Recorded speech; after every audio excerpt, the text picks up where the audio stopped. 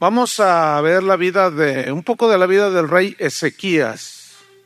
Entonces ustedes van a escribir Ezequías, el rey restaurador. Se requiere de este tipo de hombres en la iglesia de hoy y de mujeres también. Segunda Crónicas, capítulo 29. Esta es la historia de uno de los reyes que más recto corazón manifestaron en su reinado. Y su vida nos enseña mucho acerca de cómo debe de proceder alguien que tiene compromiso con Dios. Segunda Crónicas 29, versículo número 1. Dice que comenzó a reinar Ezequías siendo de 25 años y reinó 29 años en Jerusalén. El nombre de su madre fue Abías, hija de Zacarías. Versículo 2. E hizo lo recto ante los ojos de Jehová. O sea, hizo lo justo, lo íntegro, lo que era conforme a la voluntad de Dios. Todo lo que él hacía, lo hacía con motivaciones correctas, porque recuerden que podemos hacer algo correcto con una motivación incorrecta. Pero este rey hizo lo recto ante los ojos de Dios, conforme a todas las cosas que había hecho David su padre. Es muy interesante notar que dice David su padre, cuando aquí ya habían pasado varias generaciones. ¿Por qué? Porque es una comparación con David, y si ustedes se fijan en algunos de los reyes, la mayoría de los que hemos visto, no dice conforme a David su padre, sino Amasías, Josías, etcétera. ¿Por qué? Porque este rey Ezequías fue de los que más se parecieron en la actitud de su corazón, su sinceridad e integridad delante de Dios. Por eso lo menciona, conforme había hecho David su padre. Versículo 3. En el primer año de su reinado, en el mes primero, o sea, iniciando, luego, en el primer año, en el mes primero, lo primero que hizo este rey, noten, abrió las puertas de la casa de Jehová y las reparó. ¿Qué había pasado? Si ustedes van al capítulo 28 del mismo Segunda Crónicas, versículo 24, vemos que el rey que le antecedió, o sea, su papá, vean lo que hizo. Además de eso, recogió Acaz los utensilios de la casa de Dios y los quebró. Fíjate nomás qué tremendo. Recuerden que los utensilios en el templo de Dios en el Antiguo Testamento eran sagrados, o sea, eran utensilios sagrados que todo apuntaba, cada elemento apuntaba hacia Cristo, ustedes saben eso. Entonces, por lo tanto, tenían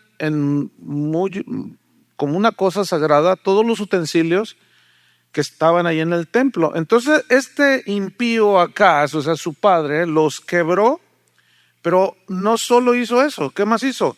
Cerró las puertas de la casa de Jehová. Fíjate, cerró las puertas, o sea, dejó sin oportunidad al pueblo de que fueran a buscar a Dios, encontrar su voluntad, escucharan la palabra. Cerró las puertas de la casa del Señor, nadie entraba, pero esto también implica que cerraron el libro de la ley. Ya no se predicó, ya no se enseñó la palabra de Dios, y cuando el pueblo de Dios se le deja de enseñar la palabra, entra en una oscuridad espiritual. En la Edad Media, cuando el clero cerró la Biblia y dejó de enseñar, después de unos siglos antes, la palabra de Dios, cayó en un oscurantismo. Se conoce como la Edad Oscura, imagínense, donde no conocían absolutamente nada de la Biblia. Era un libro sellado totalmente. Estaba bajo pena de muerte en algunos lapsos de la historia de la iglesia cristiana. Se castigaba con pena de muerte leer las escrituras, imagínense, ¿no? Por cierto, me acabo de enterar que parece ser que salió del Vaticano, allá en Roma, una ley o un edicto, un decreto de que van a volver a dar las misas en latín. Entonces, nada más imagínense, ¿no? Si así, en primer lugar, no explica nada en 15 minutos. segundo lugar, no se entiende nada porque tiene un sonido horrible. En tercero, no explica nada. Y en cuarto, en latín. Hazme un favor. Es como si yo ahorita me pongo a hablarles en otras lenguas. Pues, ¿cómo no? O sea, parece como que la cosa está retrocediendo nuevamente. Entonces, se cierra las puertas de la casa de Jehová y se hizo altares en Jerusalén en todos los rincones. O sea, él hizo su propia religión, ¿sí? Hizo sus propios altares, sus propios rollos, lo que se le ocurría a él. Y fíjense que eso es lo que está sucediendo en algunos sectores de la iglesia cristiana de hoy. Se está dejando la palabra de Dios y están introduciendo sus propios métodos, sus propias visiones, sus propios sueños que los hacen realidad con los cristianos. Entonces cada quien está haciendo sus altares. Pero eso fue lo que le antecedió. ¿Quién le antecedió? Lo que hizo su padre Acaz. Entonces volvamos acá con Ezequías. ¿Qué hizo estoy en el versículo 3, el primer año del primer mes de su reinado, abrió las puertas de la casa de Jehová y las reparó? Entonces, cuando él toma cartas en el asunto, repara la casa de Dios, repara las puertas, repara todos los utensilios, los reintegra allí al templo y abre las puertas y como consecuencia también abre la ley. Abre la palabra de Dios. Él sabía que lámpara era a sus pies la palabra del Señor. Entonces, él sigue restaurando y tomando cartas en el asunto. Versículo 4, e hizo venir a los sacerdotes y levitas y los reunió en la plaza oriental. ¿Por qué no hizo venir a otros, sino justamente a los sacerdotes y a los levitas? Porque eran los escogidos por Dios para inquirir en la palabra, para buscar en la ley, para obedecerla, para enseñarla. Por lo tanto, vemos aquí unos principios muy importantes, que es de ese tipo de gente, principios que debemos aplicarlos hoy para restaurar muchas áreas de la iglesia del siglo XXI que está muy mal. ¿Qué hizo? Reparó, abrió las puertas, pero luego hizo venir a los que fueron llamados por Dios. No trajo a los de la tribu de Rubén o a los de la tribu de Benjamín, no, trajo justamente a los de la tribu de Leví, porque esos eran los que Dios había escogido, ¿sí? Es decir, que Dios no admite intrusos en el ministerio. ¿Cómo puede ser alguien un intruso en el ministerio? Meterse a ministrar, como lo hizo Usías, ¿se acuerdan? No era su responsabilidad. Sin embargo, se creyó autosuficiente y poderoso y comenzó a ofrecer incienso. Pero ya vimos lo que le pasó. Entonces, ¿cómo es que un intruso, alguien se puede introducir dentro del ministerio en la casa del Señor? Abundan los intrusos, hermano. Gente que no es llamada por Dios. Entonces, aquí nos está mostrando de esta manera este principio. Entonces, hace venir a los sacerdotes, a los levitas, versículo 5, y les dijo: oídme, levitas, santificaos ahora, significa purificarse, purifíquense ahora, y purifiquen la casa de Jehová, el Dios de vuestros padres, y sacad del santuario la inmundicia. ¿Quiénes eran los comisionados aquí, en este caso por el rey, por la autoridad del rey, para restaurar y limpiar la casa del Señor? Los levitas, los que Dios había escogido. Es decir, que para limpiar la casa del Señor, ellos deberían primero de purificarse, purificar su corazón, purificar sus pensamientos, purificar, limpiar sus caminos. Ellos debían de reconocer que andaban mal, por eso el rey les dijo: purifíquense. Eso significa santificaos, límpiense. Entonces, pararse en un púlpito, pararse enfrente de la gente, exponer la palabra de Dios, no es tan sencillo y simple como algunos piensan. Porque para hablar, pues cualquier perico lo puede hacer, ¿no es cierto? Cualquiera puede dar un buen mensaje, pero ese mensaje tiene que estar avalado por la integridad del predicador, del maestro, la profesora, el profeta, el apóstol, qué sé yo. Tiene que estar avalado por una vida recta. De otra manera, se convierte ese predicador en alguien que tiene doble ánimo, doble cara. En pocas palabras, se convierte en un hipócrita. Eso es lo que dice la Escritura. Entonces les dice, no, límpiense primero. Porque alguien que no está limpio en su corazón no puede limpiar la casa del Señor. No tiene autoridad moral ni espiritual para restaurar las cosas dentro de la casa del Señor. Estaba leyendo unas estadísticas que hicieron en los Estados Unidos un ministerio muy reconocido acerca de la afición a la pornografía en el mundo, y que pues es uno de los flagelos más terribles que hay. Pero lo triste es que cuando esta encuesta se metió dentro de la iglesia, los resultados son aterradores, hermanos. Según la última encuesta que se hizo en los Estados Unidos por un doctor muy conocido, cristiano él, dijo que habían hecho encuestas dentro del ministerio y que el 45% de los ministros, fíjense, 45% de los ministros dedicados a la predicación de la palabra en las iglesias estaban prisioneros de la pornografía. Es terrible esto. Entonces, ¿cómo van a hablar ellos de pureza si ellos mismos están envueltos en la inmoralidad? Por eso entonces, como no tienen autoridad, no tocan el tema. ¿Me explico? No lo tocan. Y se van por las ramas y empiezan a enseñar otro tipo de cosas, porque no se sienten con la autoridad para hacerlo. Y algunos, cuando lo han hecho, al rato el Señor los balconea bien grueso. Entonces el rey les dice, no, santifíquense, si no, no va a funcionar esto. Si Dios los llama a ustedes al ministerio, vivan en santidad para que tengan autoridad, porque lo que te va a dar la autoridad es la santidad, fíjate, la limpieza de corazón. Entonces les llama y les dice, límpiense ustedes primero, después van a santificar la casa de Jehová y van a sacar toda la inmundicia del santuario. Entonces primero hay que sacar la inmundicia de nuestro corazón, ¿de acuerdo?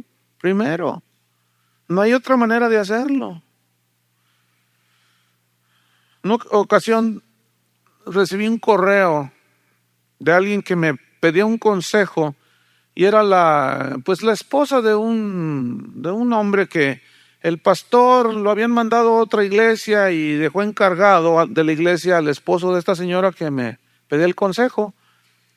Y me decía, bueno, el consejo es es que pues tenemos 7 años en la iglesia, más o menos, dice, y la verdad es que en 7 años yo no he visto que mi esposo lea la Biblia, ore, me maltrata, no me da ni para comer, y lo acaban de poner de pastor.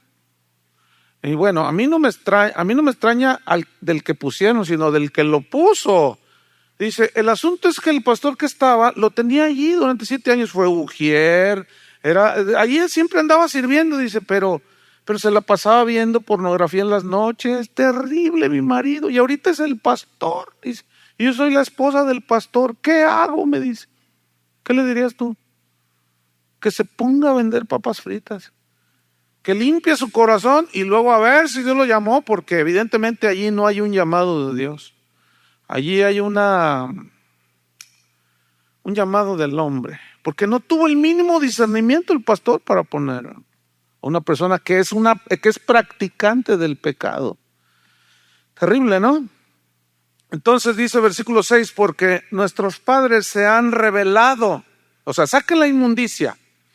Y bueno, antes de pasar al versículo 6, ¿recuerdan de Jesús cómo sacó a los mercaderes del templo? Que habían hecho de la casa de su padre una casa de mercado. Era ya una total corrupción. Parecía Tepito ahí ya, o San Juan de Dios, qué sé yo. una se vendía todo al mejor postor, era una cosa, los rabinos, los líderes, los escribas, miraban a la gente que tenía dinero y les hacían largas oraciones y eran retribuidos con dinero. Cuando los llamaban a alguna comida, amaban los primeros asientos en las comidas y hacían oraciones a favor de ellos para ser retribuidos. Era una corrupción impresionante. Entonces Jesús entró con un látigo y sacó todo de su casa. Ahora, ¿quiénes somos la casa del Señor hoy? Nosotros. Entonces el Señor no va a tolerar suciedad en su casa. Él no puede estar viviendo en este templo, en tu cuerpo, que eres templo del Espíritu Santo, y tú estarle metiendo basura. Tarde o temprano el Señor va a tratar el asunto y va a agarrar un chicote, un látigo, y los latigazos duelen. Entonces, si tú no te limpias, si tú no reconoces, te limpias tú con la sangre de Cristo, Él va a tratar contigo, trata con nosotros. Entonces las cosas eran serias, y esta historia que se da en el Antiguo Testamento tiene su analogía total en el Nuevo Testamento, como lo estamos viendo y aplicando. Versículo 6. Porque nuestros padres se han rebelado y han hecho lo malo ante los ojos de Jehová nuestro Dios, porque le dejaron y apartaron sus rostros. O sea, ya no miraban a Dios, miraban otras cosas.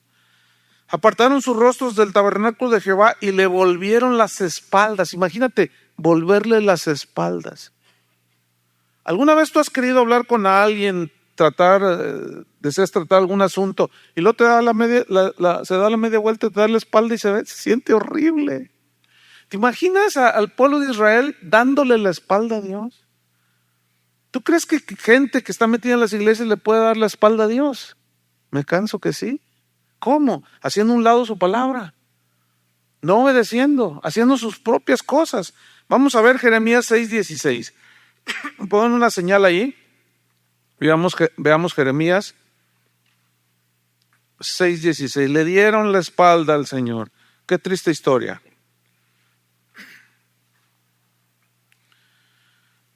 Jeremías 6:16 dice: así dijo Jehová, paraos en los caminos, paraos y mirad, y preguntad por las sendas antiguas. Fíjate, los mismos caminos de Dios de hace 5,000 años, 6,000 años, son los mismos ahora. Preguntad por las sendas antiguas, cuál sea el buen camino, y andad por él, y hallaréis descanso para vuestras almas. Pero noten al final del versículo, ¿qué sucedió? Mas dijeron, ¿qué? No andaremos.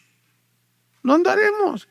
Así de bravos eran, Versículo 17, puse también sobre vosotros atalayas que dijesen, escuchad el sonido de la trompeta, y dijeron ellos, no escucharemos. No, estos estaban tremendos. Pero hermanos, la historia se vuelve a repetir. La palabra de Dios sigue siendo la misma. Jesucristo es el mismo ayer, hoy y siempre. La misma confrontación que Dios tenía, el mismo pleito que Dios tenía con Israel, lo tiene con algunos de sus hijos hoy, que dejan al Señor, dejan los caminos del Señor. Entonces, escuchan una predicación que confronta su pecado y dicen, no quiero oír eso. A mí háblame de cómo ser exitoso y cómo hacerme rico, pero a mí no me hables de eso. ¿Quién no peca? A ver, es la primera que sacan, ¿verdad? Volvamos a 29:6. Le volvieron la espalda al Señor. Qué terrible. Versículo 7. Y aún cerraron las puertas del pórtico. Fíjate, y apagaron las lámparas. Todo esto tiene una alegoría muy interesante, Cerraron las puertas del pórtico. O sea, otra vez nadie entraba, pero apagaron las lámparas. ¿Se acuerdan que había unos candelabros ahí? Un candelabro que iluminaba el lugar santo, ¿recuerdan? En el tabernáculo o en el templo. Y ese candelabro y esa luz simbolizaba ¿a quién? A Cristo y su palabra. Él dijo, yo soy la luz del mundo. El que me sigue no andará en tinieblas, sino que tendrá la luz de la vida. Entonces, cuando en una iglesia se apagan las lámparas, pues es obvio que no hay luz. La luz es imprescindible para poder ver. Entonces, la luz de la palabra de Dios en sentido espiritual es la lámpara que nos hace ver las cosas, que nos hace ver nuestra verdadera condición, que nos hace ver por dónde estamos caminando. Pero si no hay palabra de Dios, no hay luz y andamos en tinieblas. Entonces apagaron las lámparas. ¿Qué más hicieron? No quemaron incienso. El incienso en el Nuevo Testamento, en Apocalipsis, Juan le da una aplicación, un simbolismo, y le da una aplicación de que son las oraciones. O sea, se dejó, y la oración implica también adoración, alabanza, adoración. Se callaron las bocas, colgaron los instrumentos, ya no había alabanza al Señor, ya no había oración, ya no había humillación, porque dice, ni sacrificaron holocaustos en el santuario al Dios de Israel. El sacrificio de holocaustos era derramar la sangre que tipificaba al Cordero de Dios que quita el pecado del mundo.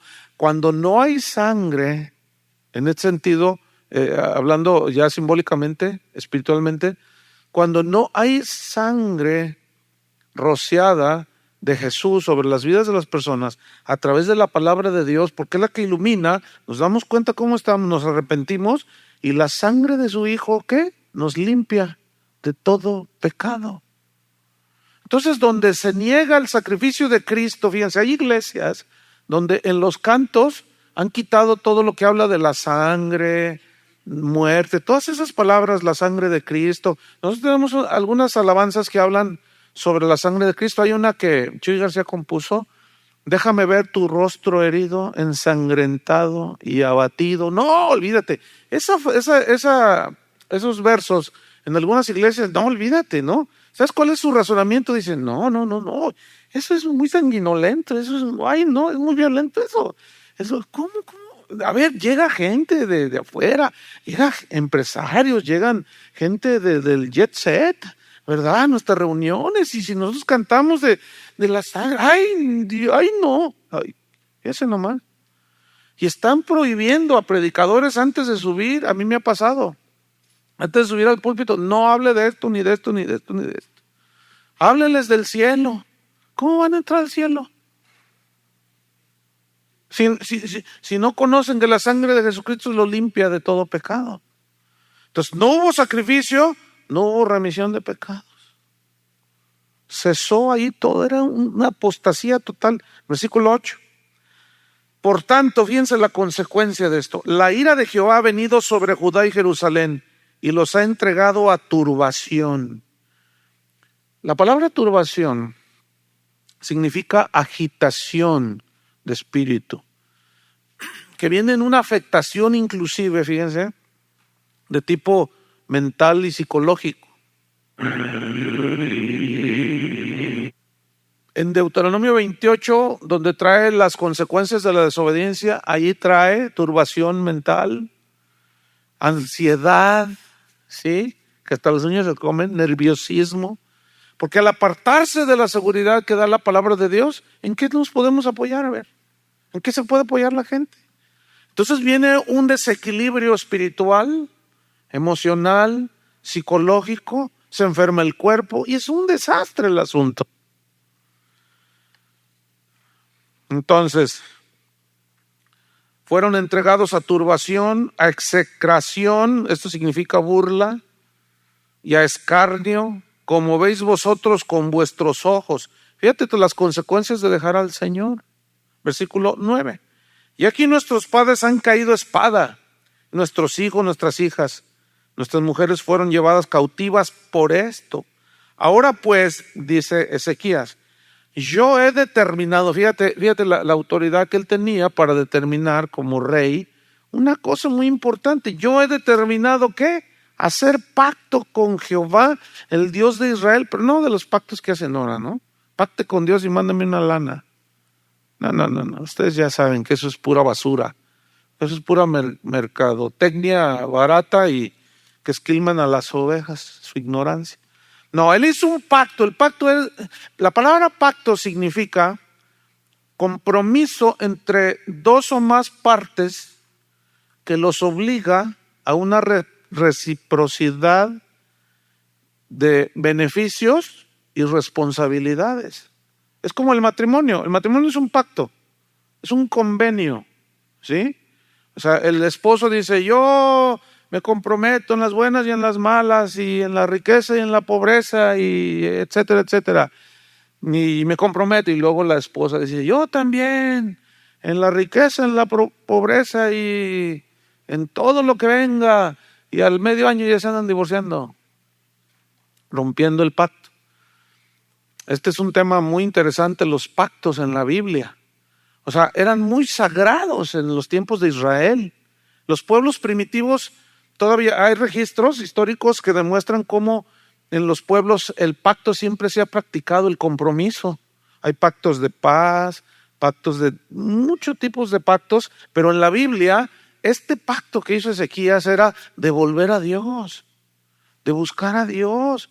Entonces dice, yo he determinado hacer pacto con Jehová, el Dios de Israel, para que aparte de nosotros el ardor de su ira. Nos vamos a volver a Dios en humillación. Vamos a restaurar el templo, vamos a restaurar la adoración, vamos a restaurar la alabanza, vamos a restaurar la enseñanza de la palabra de Dios, vamos a restaurar nuestras vidas, vamos a limpiarnos, vamos a volver a Dios para que se aparte el castigo del Señor, del pueblo de Israel. Versículo 11.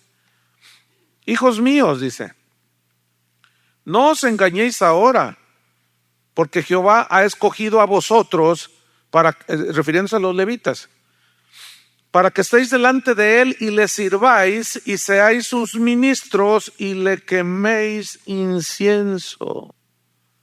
No se engañen, ustedes son llamados.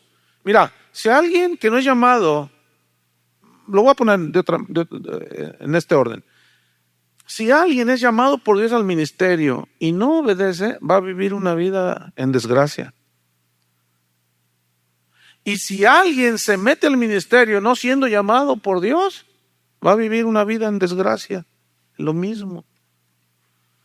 Porque el llamado de Dios es irrevocable. Si Dios te llama, obedécele. Obedécele. Entonces, dice, vamos a ver un versículo de lo que le decía Pablo al joven pastor Timoteo. 2 Timoteo capítulo 2, versículo 15. O sea, ustedes serán los ministros, ustedes volverán a ministrar en la casa de Dios, la palabra de Dios. Ministros fieles, vuelvan levitas, limpien su vida. 2 Timoteo 2:15, le dice Pablo a Timoteo, el mismo principio, fíjate, procura con diligencia presentarte a Dios aprobado, como obrero que no tiene de qué avergonzarse, obrero, trabajador en la obra del Señor, en el ministerio, que no tiene de qué avergonzarse. Que en todas las áreas de su vida hay integridad, hay rectitud. Obviamente no hay perfección en sentido estricto, pero hay integridad y hay sinceridad, ¿sí? Entonces, pero no tiene nada de qué avergonzarse. Y Pablo le dice a Timoteo, procura, Timoteo. Mira, el peso que te gastas, que sea honrado, Timoteo. La familia, en la iglesia, que no tengas nada tengas de qué avergonzarte. Acusarte podrán decir muchas cosas, pero al mismo Señor Jesús lo acusaron. ¿Y qué hizo Jesús cuando lo acusaron falsamente? Encomendaba la causa al que juzga rectamente, ¿verdad? Entonces dice, procura, Timoteo, presentarte como obrero que no tiene de qué avergonzarse, que usa bien la palabra de verdad. Esa es la encomienda más delicada que un ministro tiene. Usar bien, ¿qué? La palabra del Señor. ¿Y qué significa usar bien? La palabra usar viene de una palabra griega que se usaba, que usaban en los tiempos bíblicos los arquitectos, los ingenieros, que era una palabra que habla de trazar líneas rectas. Entonces, cuando un arquitecto hacía sus trazos en los edificios, siempre eran en líneas rectas, ¿sí? Entonces, dice Pablo, le está diciendo a Timoteo que usa bien, que traza bien la palabra de verdad. Es decir, la utiliza bien en su contexto porque es muy importante que el predicador trace lo mejor posible la palabra de Dios. Por eso en otra parte le dijo a Timoteo, cuídate de ti mismo y de la doctrina, porque haciendo esto te salvarás a ti mismo y a los que te oyeren. Entonces por eso, volviendo a Ezequías, les dice, miren, ustedes son los ministros del Señor, ustedes deben de quemar el incienso, ustedes tienen que hacer las cosas, tienen que servir bien al Señor, pero tienen que hacerlo bien. Versículo 12. Entonces se levantaron los levitas de Matad, y ahí trae una serie de nombres un poco difíciles de pronunciar. Vamos hasta el versículo 15. Estos, toda esa lista, del versículo 12 al 14, reunieron a sus hermanos y se santificaron. ¿Qué significa santificarse? Limpiaron, se purificaron, limpiaron sus corazones, sus vidas, arreglaron cuentas con Dios. Algunos a lo mejor a la esposa le volvieron a hablar, qué sé yo. Se santificaron y vean lo que hicieron. Y entraron. ¿A dónde? ¿Qué hicieron? Entraron conforme al mandamiento del rey y las palabras de Jehová para limpiar la casa de Jehová. ¿Quién se limpió primero? Ellos. Versículo 16. Y entrando los sacerdotes dentro de la casa de Jehová para limpiarla, sacaron toda la inmundicia que hallaron en el templo de Jehová. Había de todo allí. Hasta los animales, cuentan las crónicas que van a la par históricas de los tiempos bíblicos, que hasta nido y también la Biblia lo menciona, hasta nido de hienas se había vuelto la casa del Señor. Habitaban animales inmundos, búhos, ratas. Era horrible la cosa. Entonces sacaron toda la inmundicia que hallaron en el templo, estoy en el versículo 16, al atrio de la casa de Jehová, y de ahí los levitas la llevaron fuera del torrente de Cedrón. Y comenzaron a santificarse el día primero del mes primero. Y a los 8 del mismo mes vinieron al pórtico de Jehová y santificaron la casa de Jehová en 8 días. Imagínate, limpiando una casa, un montón de levitas, duraron 8 días. Pregúntame si estaba sucia. Estaba horrible. Por eso la labor de restaurar la iglesia del Señor es una labor muy ardua, muy cansada, demanda mucho. ¿Sí? A veces como que se te acaban las fuerzas de estar predicando la palabra de Dios, pero siempre viene el Señor, te alienta y te dice, no, sigue limpiando mi casa. ¿Cómo? A través de la predicación del Evangelio. ¿Cómo? Lo mejor posible, bien trazada en el contexto correcto, enseñándoles el camino de la piedad, de la devoción, de la santidad, la obediencia a Dios, etcétera.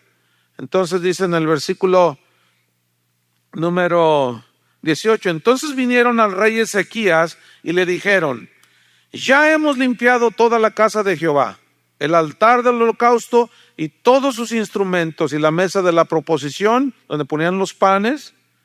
Jesús dijo, yo soy el pan de vida, ¿se acuerdan? Con todos sus utensilios, se volvieron a poner todo en orden, metieron orden en la casa del Señor. Pablo habla a los corintios de que debe de haber orden en la casa del Señor. En todos los sentidos, debe haber orden. Hágase todo decentemente y con orden. Versículo 19. Asimismo hemos preparado y santificado todos los utensilios que en su infidelidad había desechado el rey Acaz cuando reinaba. Y aquí están delante del altar de Jehová. Y levantándose de mañana el rey Ezequías reunió los principales de la ciudad y subió a la casa de Jehová. Y enseguida viene lo que tenía que seguir, que era el sacrificio de los animales inocentes. Desde el versículo 21 hasta el 24 hicieron sacrificios, derramaron sangre de muchos animales. Recuerden que esos animales inocentes simbolizaban ¿a quién? A Cristo, el Cordero de Dios, que murió una sola vez. Ya no hay más sacrificios. Entonces ellos hacen lo que había que hacer, hicieron lo que tenían que hacer, y los sacerdotes, según la ordenanza de Dios a Moisés y Aarón, tomaban de esa sangre, la rociaban de una manera simbólica enfrente del pueblo en expiación por sus pecados, etcétera. Entonces, versículo 5 dice, puso también, fíjate, viene el sacrificio, pero luego viene algo muy importante dentro de la adoración y el servicio en la casa de Dios. Fíjate el versículo 25. Puso también levitas en la casa de Jehová con címbalos. Estos eran instrumentos de percusión de bronce. Los címbalos son como los platillos de hoy que usan las baterías y instrumentos de percusión que son de metal. Dice, pusieron levitas en la casa de Jehová con címbalos. ¿Y para qué eran? Pues para sonarlos, ¿no? Para hacer música, ¿sí? Salterios. El salterio era un tipo de arpa. Se distinguía de la arpa de poco menos cuerdas, pero eran instrumentos de cuerda, salterio y arpas. Esto es instrumentos musicales en la casa del Señor, conforme al mandamiento de ¿quién dice? De David. Si hubo un rey adorador en la historia de Israel, ese fue el rey David. Y componía muchos salmos, y no solo componía salmos, inventaba instrumentos musicales. Tenía un ingenio impresionante. ¿No? A lo mejor vio una cacerola ahí, le puso una cuerda y empezó tin, tin, tin, y pone, qué sé yo. Bueno, ¿cómo inventan los instrumentos? Así luego los van perfeccionando. Entonces, fíjate todo lo que está haciendo Ezequías. Restauración de todos, de los sacerdotes, los levitas, la adoración, el incienso, todas las cosas ahí en el lugar santo, en el lugar santísimo, el sacrificio, el derramamiento de sangre, y luego esto termina con una alabanza tremenda. ¿Lo están viendo? Entonces dice, conforme al mandamiento de David, de Gad, vidente del rey, y del profeta Natán. Porque aquel mandamiento, ¿cuál mandamiento?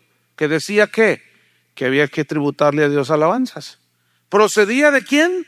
De Jehová por medio de sus profetas.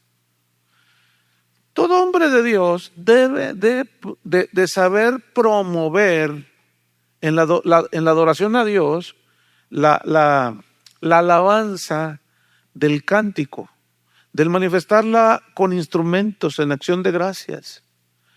A mí me cuesta trabajo entender cómo hay cristianos que dicen que ya ni instrumentos se deben de usar en la casa del Señor, que porque los apóstoles no usaban. Pues ¿cómo iba a andar Pedro? Lo andaban persiguiendo, imagínense cargando el guitarrón.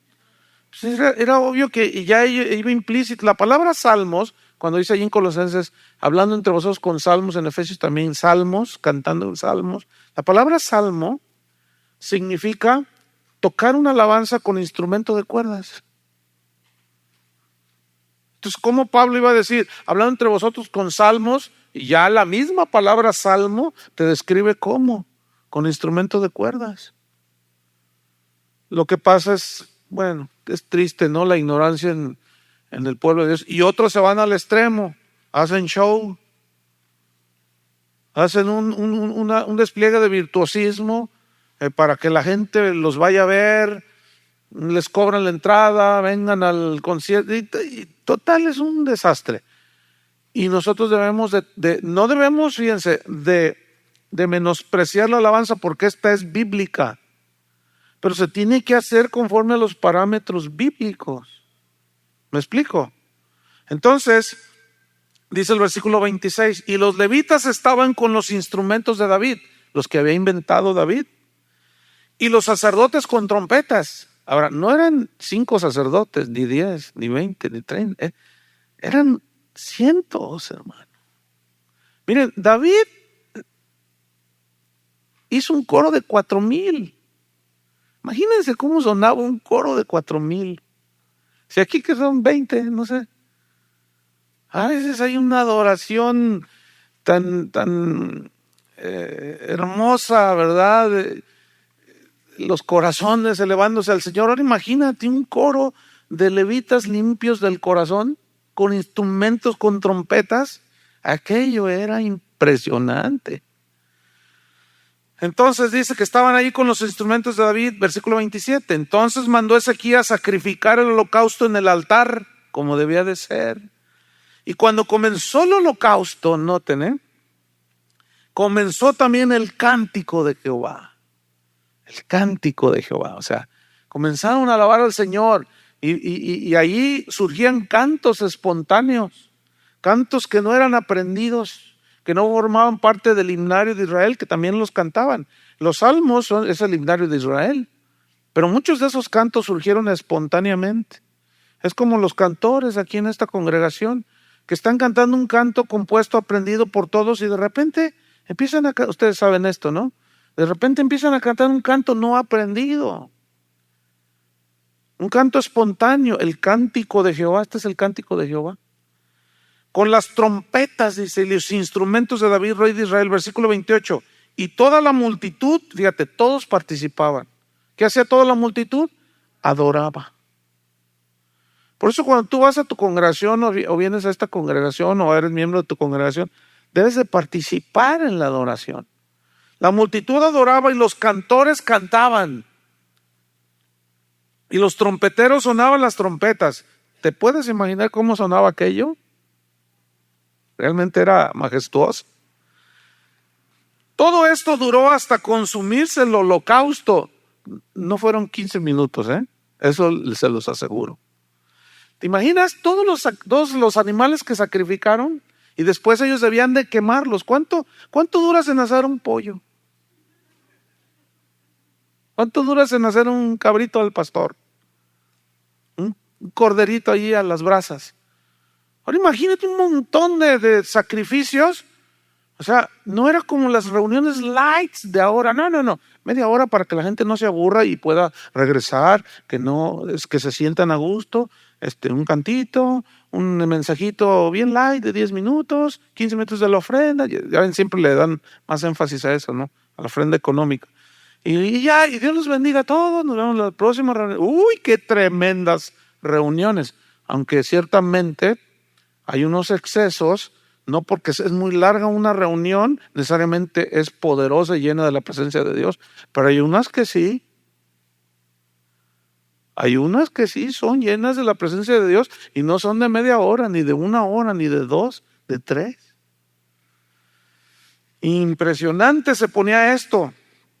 Entonces duraba hasta que se consumía el holocausto. Versículo 29. Cuando acabaron de ofrecer, se inclinó el rey y los que con él estaban y adoraron. Mira, en una congregación, el pastor es el primero que debe tener un corazón de adorador. No hay más. Porque si no, ¿cómo se va a proyectar hacia los levitas, hacia los cantores, hacia lo demás, si no hay un corazón de adoración? Si el pastor tiene un corazón mercantilista, pues eso es lo que se va a proyectar. Si el pastor tiene un corazón de ego inflado, pues ¿qué se va a proyectar? Eso es lo que van a proyectar todos los que se suben en las plataformas. Entonces es muy importante tener el corazón recto, porque la gente, mira, el pastor debe saber que la gente como ahorita, como ustedes, tienen el Espíritu Santo o no lo tienen. Entonces, ustedes son capaces de discernir o no. Aunque hay pastores que piensan que las ovejas no son capaces y les prohíben usar el discernimiento y les apagan el discernidor. Les dicen, cállese la boca, no diga nada y cómase todo lo que le doy. Pues no, yo se los prendo. No se coma todo. Observe bien, juzgue con justo juicio. Pídale a Dios discernimiento y haga lo bueno y deseche lo malo. Hay que prender el discernidor. A ver, háganle todo. ¿Lo tenían apagado o qué? Fíjese, ya casi voy a acabar mi clase. Tenían el discernidor apagado. Bueno. Entonces estaban allí, fíjense. Esto sí es avivamiento, hermano. Esto sí es avivamiento. ¿O no? No como los avivamientos de hoy. Bueno, ya. Mejor le seguimos porque si no ya me quedan unos minutos. Entonces, estaban todos ahí, el rey, todo el pueblo, los levitas, y adoraron. Fíjate qué bonita frase, ¿no? ¿Qué hicieron? Adoraron. Vámonos sobre el final. Entonces el rey Ezequías y los príncipes dijeron a los levitas que alabasen a Jehová con las palabras de David, o sea, con los salmos, y de Asaf, vidente, y ellos alabaron con gran alegría. O sea que sí se vale en la casa del Señor estar contento, ¿o no? Sí se vale. Algunos dicen, ay no, ¿qué es eso de, ay, que no? Yo no sé cómo lo entienden. Yo no sé cómo leen estos versículos. No lo sé. Pero aquí dice que les dijeron que se alegraban, que alabasen, y alabaron ellos con gran alegría, y se inclinaron y adoraron. Respondiendo Ezequías dijo, vosotros os habéis consagrado ahora a Jehová. O sea, le dicen los levitas, a los sacerdotes, acercaos pues y presentad sacrificios y alabanzas en la casa de Jehová. Y la multitud presentó sacrificios y alabanzas, y todos los generosos de corazón trajeron holocaustos, o sea, ya ofrendas, ya traían a la casa de Dios. 32. Y fue el número de los holocaustos que trajo la congregación, 70 bueyes, 100 carneros, 200 corderos, todo para el holocausto de Jehová. Y las ofrendas fueron 600 bueyes y 3,000 ovejas. Ese sí es avivamiento. 34. Mas los sacerdotes eran ¿qué? Pocos para lo que estaba sucediendo, fíjate, y no bastaban para desollar los holocaustos. Y así sus hermanos los levitas les ayudaron hasta que acabaron la obra, hasta que los demás sacerdotes se santificaron, se purificaron. Fíjense esta parte, ¿eh? Porque los levitas fueron más rectos de corazón para santificarse que los sacerdotes. Si ustedes supieran cuántos correos recibo de directores de alabanza de muchas partes del planeta, que me preguntan, pastor, ¿qué hago? Soy el director de alabanza, pero me obligan a hacer esto y esto y esto, y hemos dejado de hacer esto, esto y esto. Y el pastor me dice, canta esto, pero pastor, esa letra no se sabe si le estoy cantando a una muchacha o a un muchacho. Que cantes esto. Yo soy el pastor. Nomás porque suena bonito. Ya las letras en los cantos de las alabanzas de hoy han perdido la esencia. Ay, que te vi detrás de la luna y que no sé qué te vi, que no sé qué. Y ya no sabes si le está hablando un muchacho o una muchacha, porque no dice Jesús, no dice Dios, no dice nada. Entonces aquí sucedió algo que se está repitiendo el día de hoy. Yo conozco muchos casos así y es triste, pero aquí está en la escritura, los levitas fueron más rectos de corazón para purificarse que los mismos sacerdotes. Terminamos, así pues hubo abundancia de holocaustos, con grosura de las ofrendas de paz y libaciones para cada holocausto. Fíjense cómo termina el asunto aquí. ¿Cómo empezó? Por lo que tiene que empezar, de menos a más. Y quedó restablecido el servicio de la casa de Jehová. Y se alegró Ezequías. Qué alegría, ¿no? Qué gozo. Si ustedes supieran cuánta gente en muchas iglesias sufren, en lugar de salir bendecidos, edificados, contentos de la casa del Señor, salen tristes, agobiados, con una carga, salen para ponerse en oración y en ayuno por el pastor, que nomás no agarra la onda el pastor. Y la gente es capaz de ver cosas en la Biblia y luego van con espíritu humilde delante del pastor. Oiga, pastor, ¿por qué? Mire que la palabra dice, enseñándole el Padre Nuestro al señor cura.